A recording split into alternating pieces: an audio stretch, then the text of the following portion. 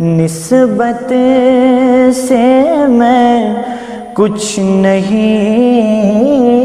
ہوں۔ اگر کسی کو نظر لگ گئی ہے تو ہم یہ علاج جو عرض کر رہے ہیں اس کی مسلمانوں کو عام اجازت ہے، آپ یہ کر سکتے ہیں۔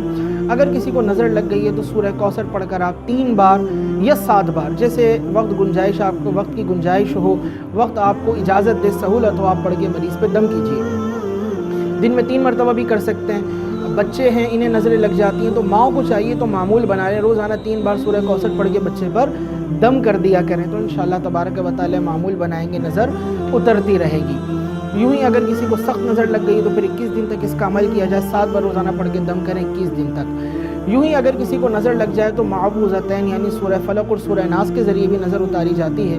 اس کا طریقہ یہ ہے کہ سورہ فلق، سورہ ناس ان دونوں کو 9 بار پڑھ لیا جائے، مریض پر دم کیا جائے اور اسے پانی پر دم کر کے دیا جائے، اور بہت بہتر یہ ہے کہ اس کے سینے پر اس کا چھینٹا بھی مار دیا جائے۔ اللہ کی رحمت سے امید ہے انشاءاللہ تبارک و تعالی 9 دن کے اندر اس کی نظر ختم ہو جائے گی۔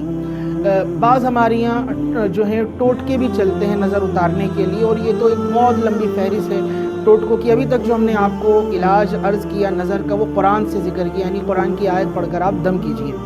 اگر ٹوٹکے کرنا چاہتے ہیں جو شریعت سے نہیں ٹکراتے تو اس میں بھی کوئی حرج نہیں ہے۔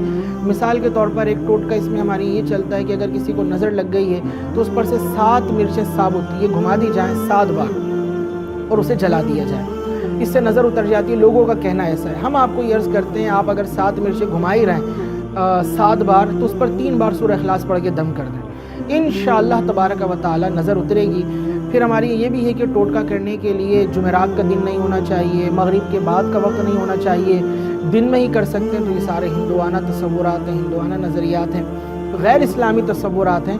اسلام ہمیں نظر اتارنے کے لیے نہ کسی دن کی قید بیان کرتا ہے، نہ کسی وقت کی قید بیان کرتا ہے۔ آپ جس وقت میں چاہیں نظر اتار سکتے ہیں، جس دن میں چاہیں آپ نظر اتار سکتے ہیں، شریعت کی جانب سے کوئی گمانات اس سلسلے میں کہ ٹکڑوں سے اعزاز پا کر تاج